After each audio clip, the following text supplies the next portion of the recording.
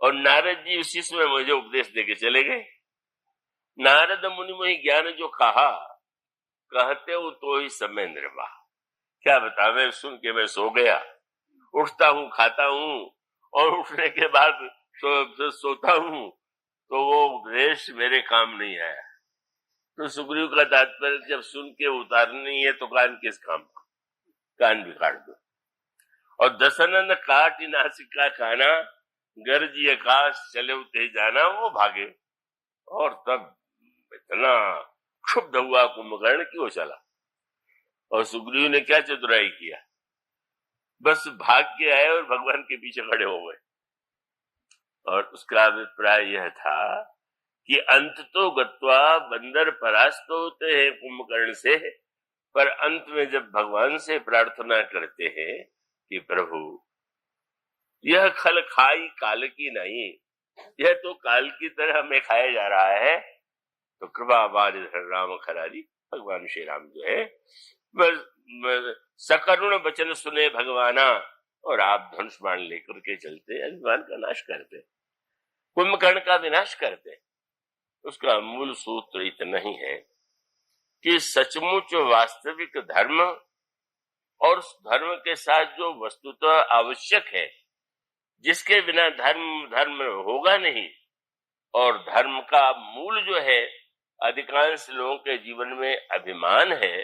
धर्म की क्रिया होनी चाहिए श्रद्धा, श्रद्धा बिना भक्ति नहीं होई।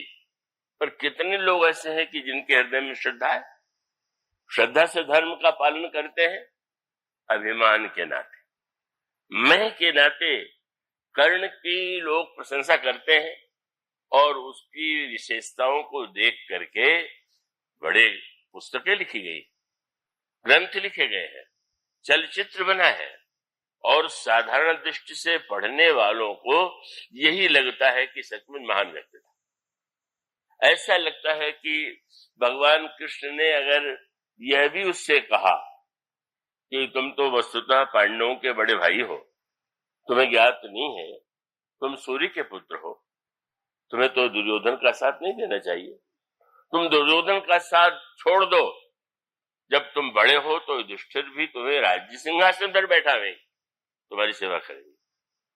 पर मेघनाद ने, कुंभकर्ण ने इस प्रस्ताव को स्वीकार नहीं किया। ये भी तो कुंभकर्ण का छोटा ही भाई है, वो कुंभकर्ण है, ये कर्ण है, कान तो दोनों के ही बड़े लंबे चौड़े। और उसने कहा नहीं महाराज, मैं नहीं कर सकता। अब पढ़ के कोई भी प्रभावित होता है, कितना महान त्याग उसने किया कि राज्य के लोभ से भी उसने दुर्योधन का साथ नहीं छोड़ा। पर आप गहराई से सोचिए तो जरा, महाभारत में धर्म की एक ने भी लिख के दिया है, धर्म की क्या व्याख्या है। तो महाभारत में एक सूत्र है, यह तो धर्मस्ततो जय, जिधर धर्म होगा उधर विजय होगी। तो फिर धर्म होगा तो धर्म किसको माने? भीष्म है धर्मात्मा, द्रोण है धर्मात्मा, कर्ण महान धर्मात्मा है, पर वो तो विजय ही नहीं हुए। तो भगवान वेद व्यास ने तुरंत ये कहा कि जब कोई व्यक्ति शराब के दुकान पर सोना ले जाता है बेचने के लिए, तो सोने का रूप रंग देख के वो खरीद नहीं लेता, पहले उसको कसौटी पत्थर पर कसता है, और कसौटी पत्थर का रंग काला होता है, आप जानते ही। तो मानो भगवान वेद व्यास कहते हैं कि अतो धर्मस्ततो जय, पर धर्म की कसौटी क्या है?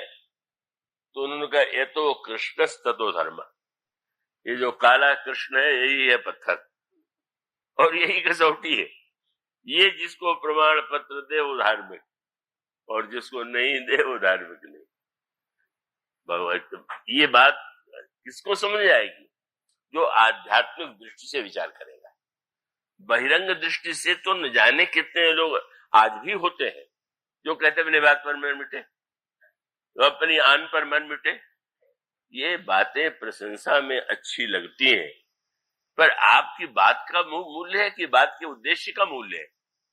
अगर आप बात को मूल्यवान मानते हैं तो आप धर्मात्मा नहीं, अभिमानी। बात के उद्देश्य पर आपकी दृष्टि है तो आप सही वस्तु को समझते हैं। मानो किसी पीड़ित शरीर में फोड़ा हुआ, डॉक्टर ने देखा और ये कहा कि 3-4 दिन के बाद ये ऑपरेशन योग्य हो जाएगा, इसका हम ऑपरेशन करेंगे। आया रोगी, फोड़ा संयोग ऐसा फूट गया, मवाद भी सब निकल गया। 4 दिन बाद डॉक्टर साहब मिले, उन्होंने देखा तो फोड़ा तो फूट चुका है। पर अगर डॉक्टर ये कहे कि यद्यपि तुम्हारा फोड़ा तो ठीक हो गया है, पर सत्य की रक्षा के लिए मुझे ऑपरेशन तो करना ही पड़ेगा, तो आप उस हरिश्चंद्र से ऑपरेशन करावेंगे क्या? अपनी बात पर अड़े थे। बात पर अड़े रहने का अर्थ क्या हुआ? आपका अहम इतना प्रबल है कि गलत बात भी मुंह से निकल गई। कई लोग इसी को बड़ा महत्व देते कि बात निकल गई तो बात निकलने पर उसे पूरा करना। बिल्कुल नहीं। महाभारत में धर्म को ऐसा मान करके सर्वनाश किया गया, रामायण में ऐसा नहीं बना। आप गहराई से विचार करके देखिए। भरत जी मूर्तिमान धर्म के प्रतीक है और मांडवी उनकी पत्नी जो है श्रद्धा है। उसका मूल तत्व यह है कि आपकी जो धारणा है वो क्या है। भगवान कृष्ण की बात कर्ण ने नहीं मानी तो बड़ी ऊंची स्थिति है क्या? उसको आप प्रलोभन की दृष्टि से ही क्यों देखते हैं? इसका अभिप्राय यह है, इसका तात्पर्य यह है कि अगर कोई वास्तविकता आपके सामने बता दे तो कर्ण को अगर जीवन में सबसे बड़ी चिंता थी तो यह रहती थी कोई हमें ये न मान ले कि लोभी, लोभ के कारण जाके उधर मिल गया, स्वार्थ के कारण उधर मिल गया।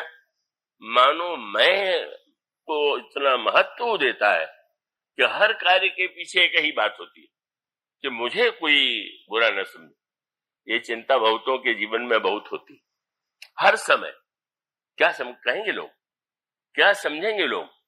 कर्ण के जीवन की सबसे बड़ी विडंबना ये, सत्य को जान करके आप असत्य को नहीं छोड़ सकते और आप ये कहते हैं कि लोग क्या कहेंगे।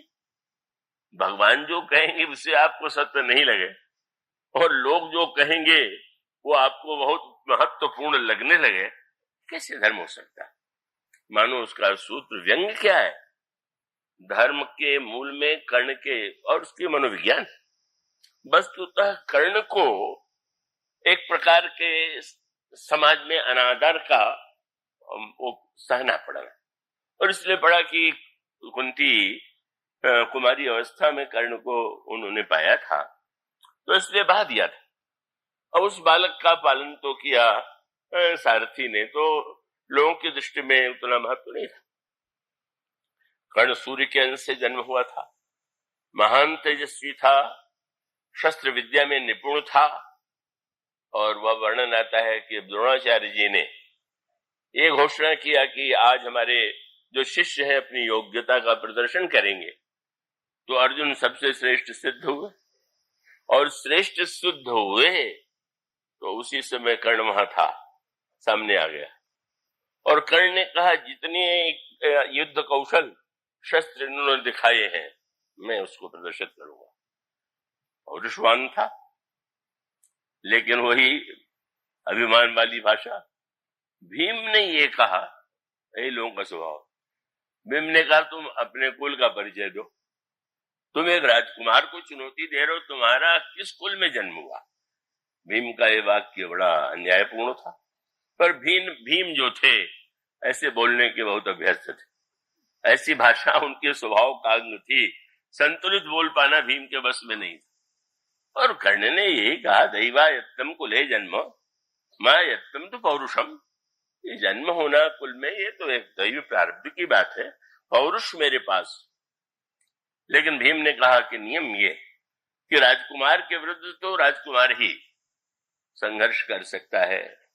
उस समय दुर्योधन ने तुरंत कहा लाओ सिंहासन, और कर्ण को मित्र बना करके सिंहासन पर बैठा करके अंग देश का राजा बना दिया और ये कहा कि अब ये राजकुमार है, राजा है।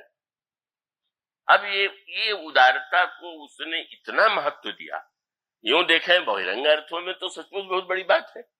लगता है कि दुर्योधन कितना उदार है, उसने राजा बना दिया। पर दुर्योधन की भावना क्या, उसको तो सबसे अगर चिंता है तो अर्जुन की।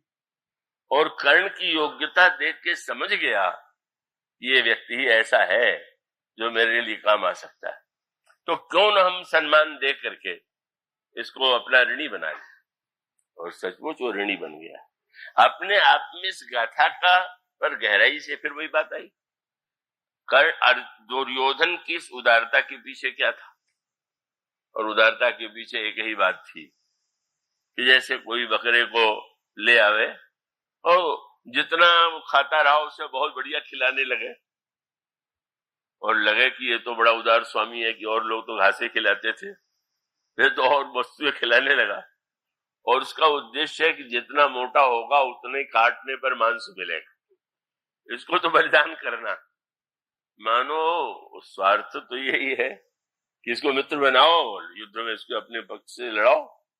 मानो दुर्योधन का जो क्या औदार्य है उसके मूल में स्वार्थ। और कर्ण के जीवन का प्रेरक जब वो कृतज्ञता की बात कहता है तो जीव भगवान का कृतज्ञ है कि नहीं। दुर्योधन की कृतज्ञता है क्योंकि उसने राजा बना दिया वो भी स्वार्थ से। और जो भगवान गर्भ में बालक की रक्षा करे, जो इतना सुंदर शरीर दे, बुद्धि दे, पौरुष दे, वो भगवान ने दिया, इसका हमें ध्यान ना हो। और दुर्योधन ने दे दिया तो हम उसको बड़ा महत्व दें, यही सोचने की अधूरी दृष्टि है और यही कर्ण की विडंबना है।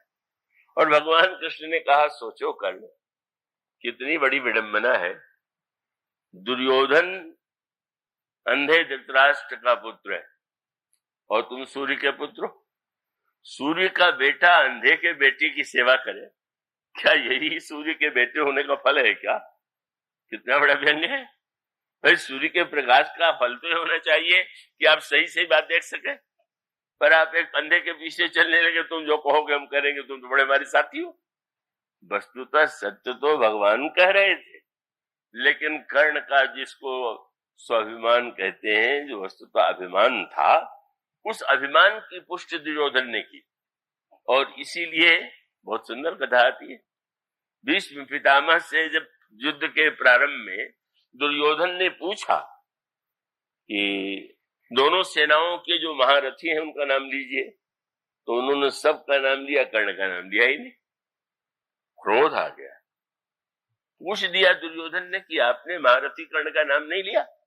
और भीष्म पितामह ने कहा, मेरी दृष्टि में वो महारथी नहीं, वो अधिरथी। कितना क्रोध आया, बड़ा अभिमानी था। और उसने कहा कि बूढ़े, जब तक तुम मरोगे नहीं तब तक हम लड़ेंगे नहीं। अभिमान वाली बात। अगर लड़ना है दुर्योधन की ओर से तो आप अपमान सख के भी लड़िए, पर मेरे लिए तुमने ऐसा कहा है तो तुम जीवित जब तक हो नहीं लड़ूंगा। यही सिद्ध करता है कि उसका सबसे जो केंद्र है उसके श्रेष्ठता का अभिमान। और दुर्योधन की जितनी उदारता है उसके पीछे उसका स्वार्थ है। और इस तरह से जो मैत्री होती है भगवान सावधान करते हैं। मानो ईश्वर यही संकेत करता है कि तुम क्या, यह तुमने विचार करके देखा जो तुम्हें जीवन मिला है वो किस कार्य के लिए मिला है, किस उद्देश्य के लिए मिला हुआ है। किसी व्यक्ति के लिए, अन्यायी के लिए, अधर्मी के लिए तुम प्राण दे दोगे और समझोगे हमने बहुत बड़ा महान कार्य कर दिया।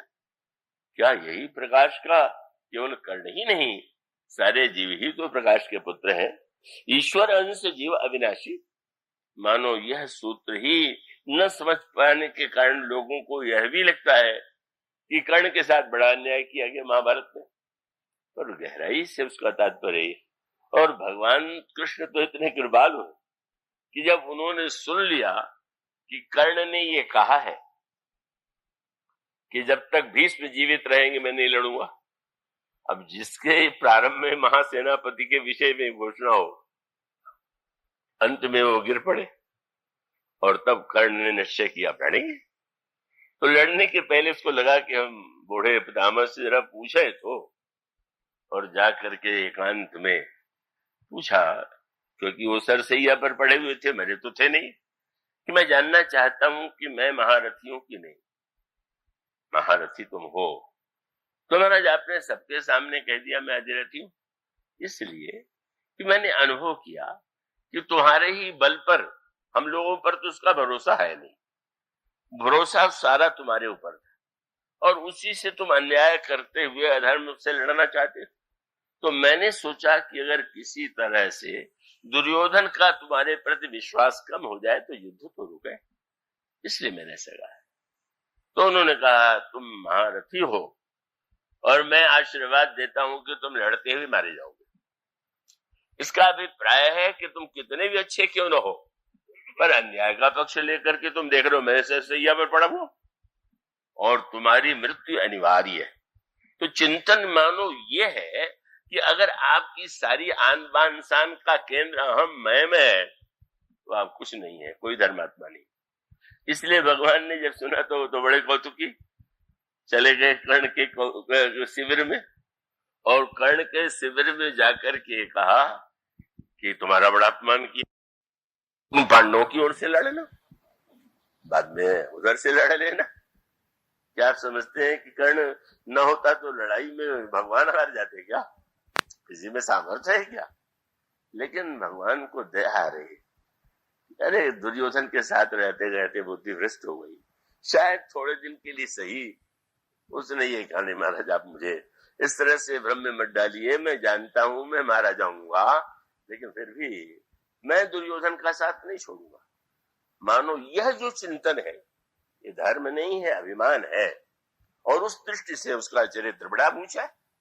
धर्म का जो स्वरूप है और इसीलिए वर्णन आता है कि जब युद्ध होने लगा तो कर्ण कब मारा गया? जब उसका रथ कीचड़ में फंस गया तो वो रथ से उतर करके पहिए को कीचड़ से निकालने लगा और तब भगवान कृष्ण ने कहा कि अर्जुन इसी समय कर्ण का वध कर। उस समय कर्ण ने सुन लिया और कहा कि क्या ये धर्म के अनुकूल है? भगवान कृष्ण ने कहा धर्म की याद आ जा रही है, इतने दिन बाद तुम्हें धर्म की याद आई।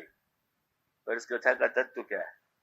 कर्ण जिस रथ पर बैठा हुआ था वो धर्मरथ, क्योंकि धर्मरथ के जितने धर्म के लक्षण हैं सब कर्ण में थे। सौरज धीरज तेरथ चाका, सत्यशील दृढ़ ध्वजा पताका, बल विवेक दम परहित घोरे।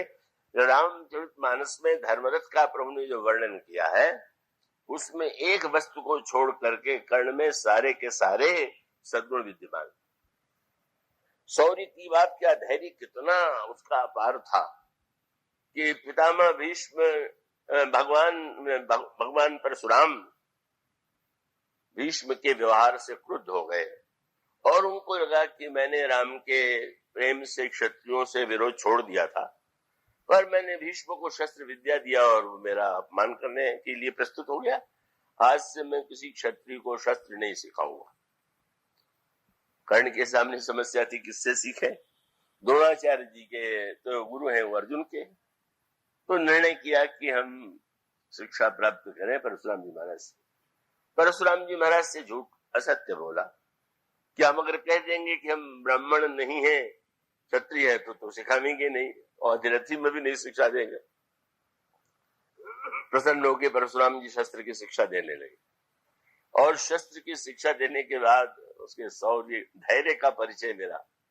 थके हुए परशुराम जी महाराज कर्ण के जांग पर सिर रख के लेट गए और एक बड़ा भयावना कीड़ा आया और कर्ण के जांग में वो छेद करने लगा, रक्त निकलने लगा। लेकिन कर्ण ने कहा नहीं मैं हिलूंगा तो गुरुजी की नींद टूट जाएगी। इतना धैर्य, इतना कष्ट, लेकिन रक्त निकलते ही वो छू गया रक्त परशुराम जी से। परशुराम जी जग गए और पहला प्रश्न ये किया कि तुम सही बताओ कि तुम्हारी जाति क्या? क्यों महाराज? बोले इतना धैर्य किसी ब्राह्मण में नहीं हो सकता, संभव नहीं, तुम नहीं हो ब्राह्मण। बेचारे को कहना पड़ा, पर कैसी विडंबना है, उसके सद्गुण का सदा दुरुपयोग ही हुआ, दुर्भाग्य उसका यही था। परशुराम जी ने कहा कि मैं ये कहता हूं कि तुम्हें शस्त्रों का ज्ञान तो मैंने दे दिया है, पर ठीक अवसर पर ये शस्त्र तुम्हें याद नहीं रहेंगे। इतने वर्ष की शिक्षा के बाद, इतनी सेवा और धैर्यशीलता के बाद शापे मिला। और सचमुच कर्ण की विडंबना यही थी। मानो व्यंग क्या था, धर्म के रथ पर बैठा हुआ कीचड़ में पहिया फंस गया। कीचड़ क्या है? पाप। धर्म के रथ पर बैठ के तुम अधर्म की ओर से लड़ रहे हो, तो तुम तो पाप के कीचड़ में धसे हुए हो। तुमको धर्म रथ पर बैठा हुआ देख के मारे तुम शोभा नहीं रही।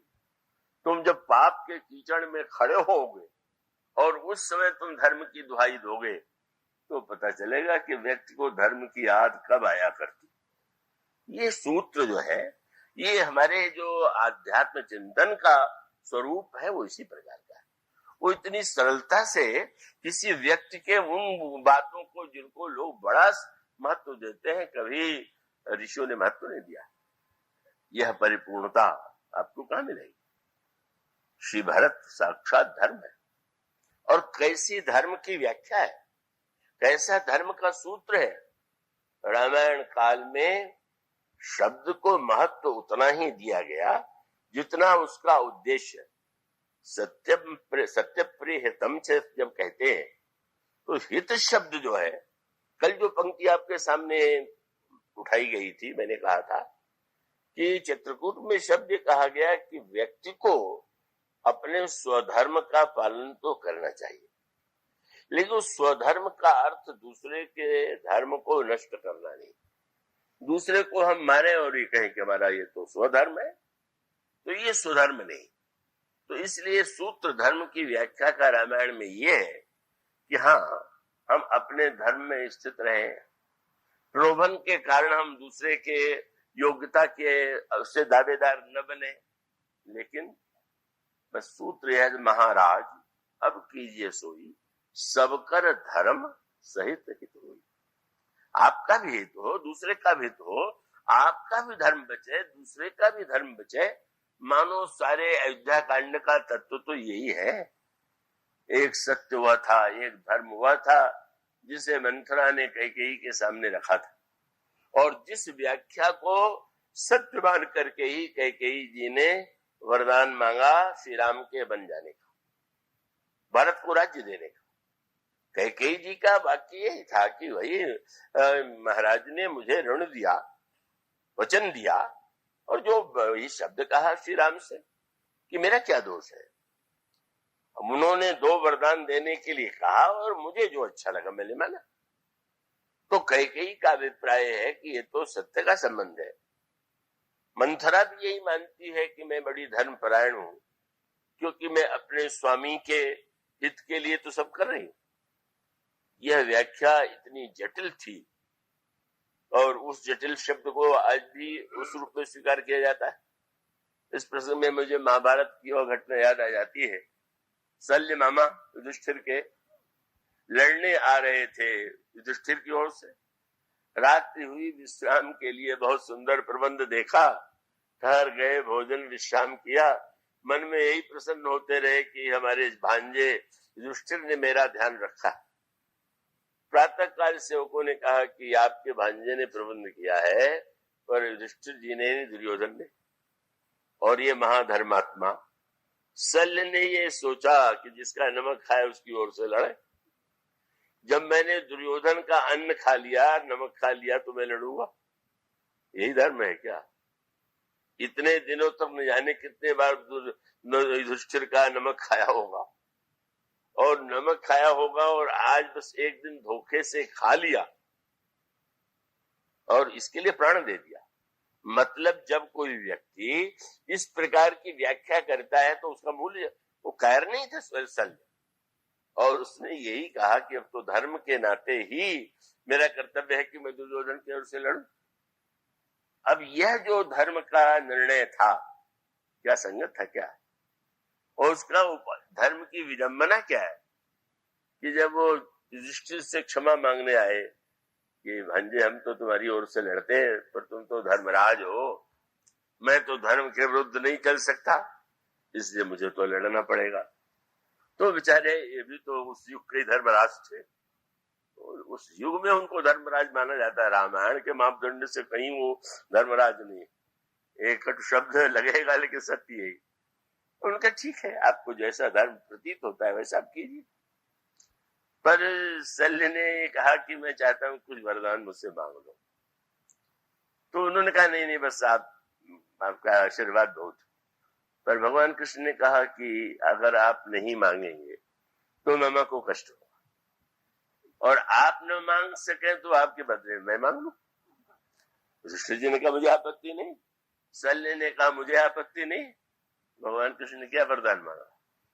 मैं जानता हूं युद्ध में कर्ण मुझ जैसा सारथी ढूंढेगा, और इस समय विश्व में मेरे रथ चलाने की कला के समान तुम भी उसी प्रकार से महारथी रथ चलाने वालों। तो कर्ण जब प्रस्ताव करे कि मेरा रथ हाँको तो तुरंत आप मान लीजिए, यानी कि हम राजाओं के रथ कैसे आगे? ठीक है। और एक वरदान ये दीजिए कि रथ चलाते समय कर्ण पर इतना व्यंग कीजिए कि क्रोध में उसको सब भूल जाए और मारा जाए। हाँ महाराज ठीक है। कैसा धर्मात्मा था ये। रात को भोजन किया तो लड़ेगा दुर्योधन की ओर से, रथ हाँकेगा कर्ण का और मरवाने की चेष्टा करेगा कर्ण को। यही है विडंबना। ऐसे अनगिनत लोग हैं।